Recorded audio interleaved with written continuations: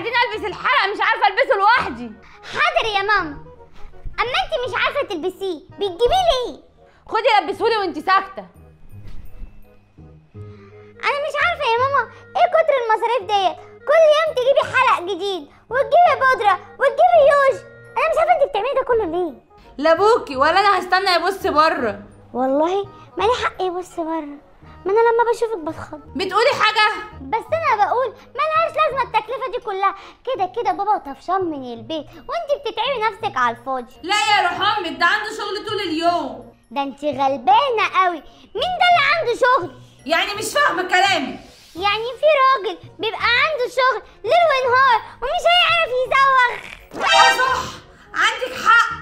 قومي امسحي القرف ده عشان كده كده هو مش جاي. ليه؟